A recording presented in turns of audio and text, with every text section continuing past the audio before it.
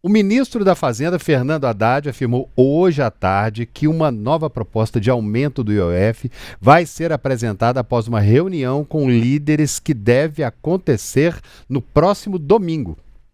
Tem muitas coisas sendo discutidas, todas elas foram apresentadas aos 3 presidentes em um detalhamento bastante razoável, já quase no anteprojeto de lei.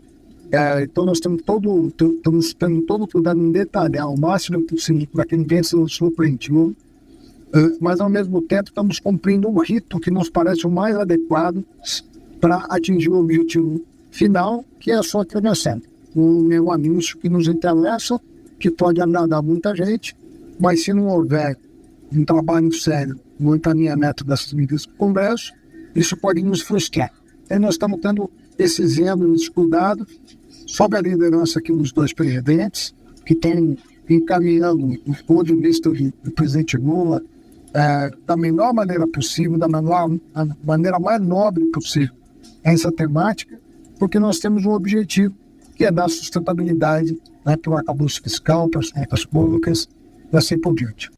Bom, e o Haddad se reuniu antes, de essa entrevista coletiva, se reuniu com o presidente Lula no Palácio da Alvorada, no início da tarde, E ainda também participaram desse encontro os presidentes da Câmara, Hugo Mota, também do Senado, Davi Alcolumbre, e os ministros Gleisi Hoffmann e também Rui Costa.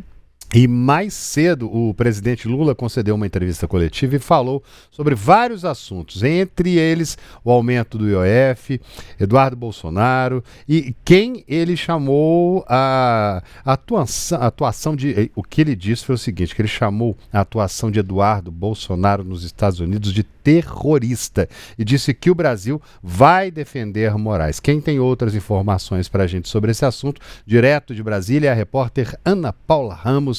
Boa noite para você, Ana.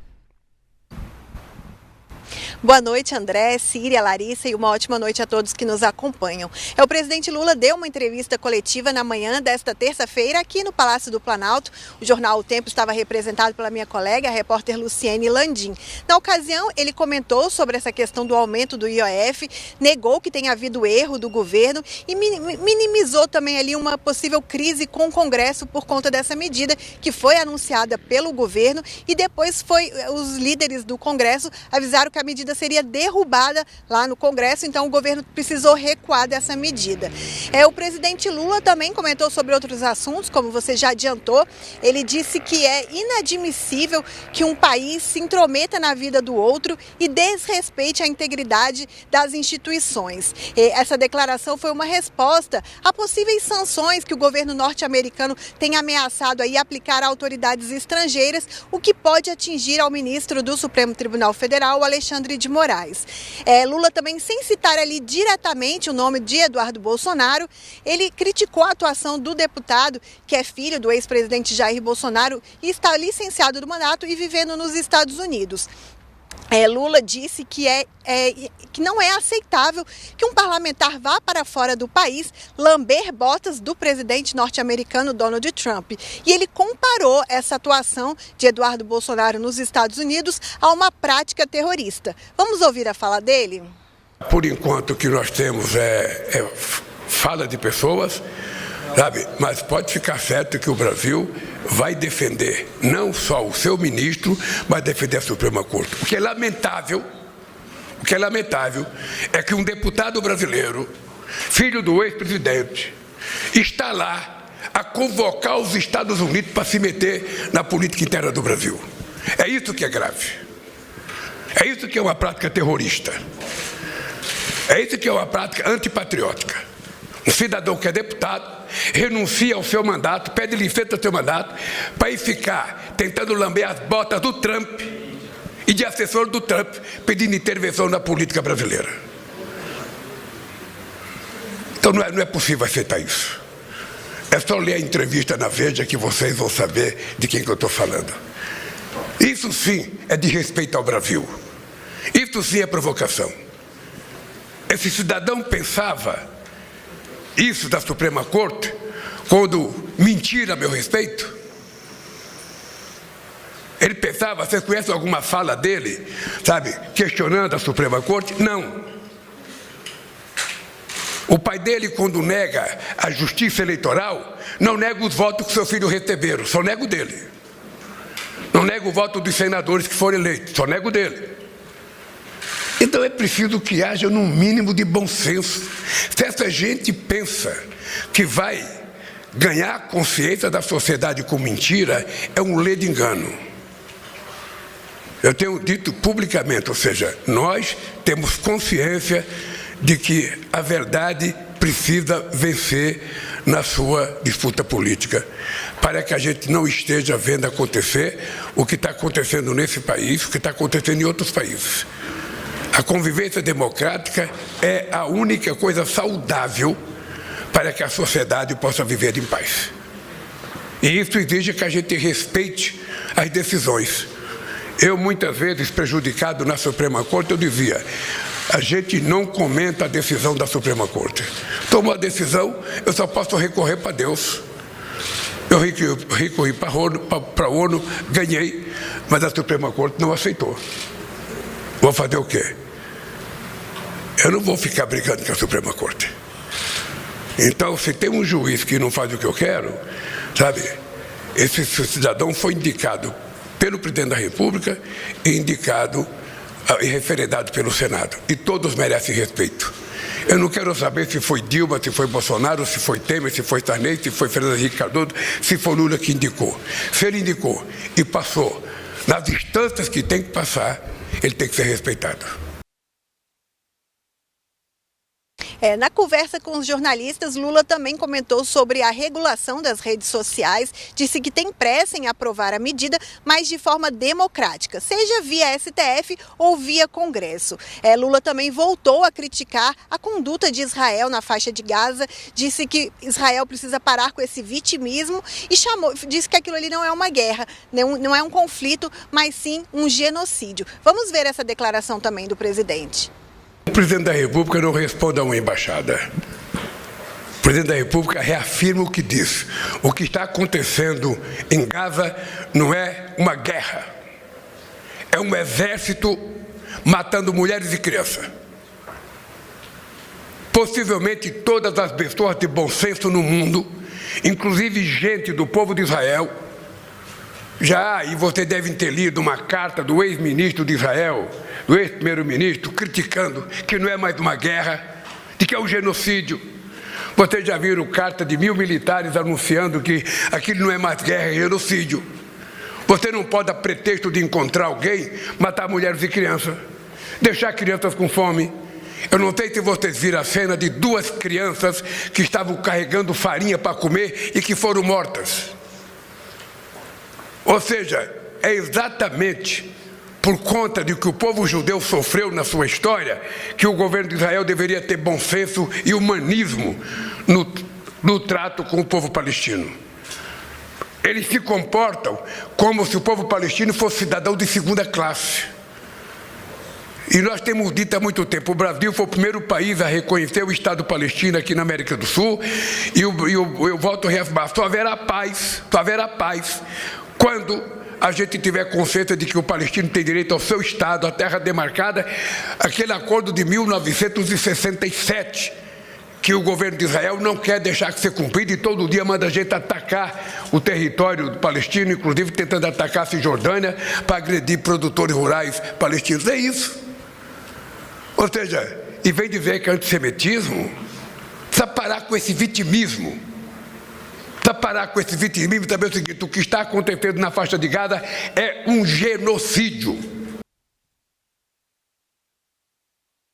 E só para a gente finalizar, trazer uma informação aqui, o presidente Lula embarca na noite de hoje para Paris, onde ele se reúne com o presidente Emmanuel Macron, e o conflito de Gaza está na pauta. Inclusive, eles devem tratar sobre a criação de um Estado palestino. Volto com vocês. Isso aí, obrigado, Ana, por participar com a gente aqui. Boa noite para você em Brasília. A gente continua aqui agora até o finalzinho aqui do nosso jornal. Lê uns comentários aqui do pessoal. Esses comentários são São um barato ler os comentários. É um barato ler esses comentários. O pessoal fala de tudo aqui. Cada um dá a sua opinião. Cada um dá a sua opinião aqui. Tem gente aqui, ó, o Alonar, ou a Alonar de Souza, não sei, está dizendo aqui. É mais fácil Alexandre de Moraes virar Rastafari do que Bolsonaro ser preso. Você imagina. É isso aí, é o pessoal comentando. O comentário dele é esse aqui. Olha aqui, ó. Tá aqui o Joel dizendo que tá na hora Conib, né? Postar nota no X, alguma coisa assim. Não é isso que você diz aqui, Lula? Postar nota no X. Lula foi e respondeu. É isso aí, ó. Ó, sou aposentado e defendo a minha aposentadoria. Quem apoia esse desgoverno ignora a sua aposentadoria roubada. Toda a família tem um aposentado. Quem disse isso foi o Pedro Sabino da Silva Filho. É o pessoal dando opinião aqui, falando sobre tudo isso. E hoje, cada um dá a sua opinião aqui, do jeito que acredita, né? O que acredita que é melhor, a análise que acredita que tem a ver mais aí com o seu dia a dia, né? Agora, a Larissa Arantes, ela continua conosco também, viu, André? Larissa, o presidente Lula hoje resolveu falar, pareceu bem disposto, querendo mostrar que está otimista aí, antes de viajar, antes de ir para a França, né? Exatamente, Síria. E assim, dando os recados necessários, digamos assim. Primeiro, queria destacar a importância desse tipo de movimento do presidente Lula diante de um governo que tem enfrentado sucessivas crises. Ou seja, ele vir a público, ele convocar a imprensa e, inclusive, abrir para perguntas sobre temas diversos, isso ajuda em diversos pontos, dentre eles, né, a ter ali a confiança ou a certeza, aquela objetividade em alguns pontos vindo do presidente da República. E isso tem um peso muito grande, por mais que ele não crave nada 100%, por mais que ele tenha feito anúncios ali de programas que vão ser definidos e que vão ser oficializados mais para frente, ter o presidente da República ali respondendo questões de jornalistas sobre temas muito cruciais e de forma aberta, isso tem um peso positivo, isso tem um impacto muito positivo para o governo federal como um todo e veio em boa hora, veio nesse momento de uma crise. Não só com a população, que já vinha de uma imagem fragilizada em função da fraude do INSS, e aí veio a crise do IOF, que ajudou a prejudicar ainda mais a imagem do governo com o Congresso Nacional, ou seja, meio que a situação foi ficando complicada para o governo sob diversas perspectivas. Ok, e aí acontece o que aconteceu, o Haddad fazendo o anúncio do IOF antes de falar com o Congresso, e toda aquela... Aí começa-se uma especulação gigantesca sobre o que iria acontecer. O presidente do Senado, Davi Alcolumbre, o presidente da Câmara, Hugo Mota, dando declarações duras em relação ao governo, em relação ao IOF, e aqui a gente lembra, principalmente Davi Alcolumbre, é um aliado do governo federal, ou seja, quando o aliado do governo federal, do peso de um presidente do Senado, vem a público para criticar uma medida do governo, para criticar como o governo anunciou determinada medida, isso tem um peso negativo muito grande também. Ou seja, essa pode ser uma estratégia a ser adotada daqui para frente pelo governo federal, colocar o próprio presidente Lula para falar abertamente, para responder questões de jornalistas nesses momentos muito cruciais, pode ser sim uma estratégia. E aí o outro ponto que eu queria chamar a atenção é para aquilo que a gente já vinha falando aqui em O Tempo News, sobre como a equipe econômica tem batido cabeça com o Congresso Nacional. Porque o próprio presidente Lula hoje, ele busca ali na fala dele proteger Fernando Haddad, ele não jogou o Haddad na fogueira, ele diz, olha, o que o Haddad quis fazer foi antecipar ali, fazer um anúncio para deixar a sociedade brasileira, a população brasileira mais tranquila, mas o próprio presidente Lula admite que Haddad não conversou com o Congresso antes. E aí ele fala, olha, isso não pode acontecer. A gente não pode fazer um anúncio dessa magnitude, isso, estou usando as minhas palavras, tá? O presidente Lula usou outras palavras, mas, traduzindo, né, um anúncio dessa magnitude não pode ser feito sem a conversa com o Congresso, porque agora o que aconteceu? Anunciou a medida, aí depois recuou de parte da medida do IOF, aí que foi abrir o diálogo com o Congresso, foi fazer uma reunião, e agora a gente vai passar, a gente já vem de dias aí especulando qual vai ser a alternativa ao aumento do IOF, e a gente vai continuar especulando até domingo, até o início da semana que vem, qual que de fato vai ser a alternativa para a questão do IOF. Então, a gente teve o presidente Lula protegendo ali a Haddad, mas fazendo esse adendo de que a conversa com o Congresso é essencial e reunindo ali ministros importantes, né? A gente teve Gleisi Hoffmann, a gente teve Geraldo Alckmin, o vice-presidente também, participando da reunião e participando da coletiva posterior. A gente lembra que, né, os simbolismos são sempre muito importantes, então aquela imagem hoje que a gente viu, Alcolumbre, Mota, Haddad... Alckmin. Exato, Alckmin, Gleisi Hoffmann, todo mundo ali, aquilo ali tem um peso muito grande, né, Síria? Então, assim, tudo isso para dizer que o governo, e aí não tô entrando no ponto específico de qual será a alternativa ao aumento do IOF, mas estou dizendo do movimento que foi feito hoje, da reunião de representantes do governo com o Congresso e dessa coletiva do presidente Lula hoje para falar sobre diversos assuntos. Dois movimentos muito interessantes e que, de fato, ajudaram ali a melhorar um pouco daquele clima ruim que estava rondando aqui em Brasília depois dessa crise toda do IOF. Então, gente, agora a gente espera até domingo. O anúncio não deve ser no domingo, né? Deve ser só a reunião ali para apresentar oficialmente para os líderes do Congresso. E aí, no início da semana que vem, a gente já começa a semana aguardando, de fato, qual que vai ser essa alternativa, inclusive porque eles falaram em mudanças estruturantes. Será que nesse pacote de alternativa ao aumento do IOF a gente também vai ver propostas de mudanças estruturantes para, de fato, reforçar o caixa, enfim... para fortalecer a economia do país? Vamos ficar aí aguardando para ver, né, gente? Com toda certeza, Larissa. Você sabe que hoje cedo, quando eu acompanhei essa entrevista do presidente Lula, né, logo eu estava ouvindo o noticiário, de repente entrou, exibiram toda a entrevista do presidente. Eu vi que ele falou isso, ele parece que nem estava muito combinado essa coletiva, não. Acabou acontecendo ali, porque tinha muito jornalista, ele acabou falando ali. Ele viaja hoje, né, para a França. E em breve faria uma outra viagem, disse que ainda não sabe se vai fazer, onde se encontraria, acabando de se encontrar com o presidente Donald Trump também, com outros líderes também mundiais.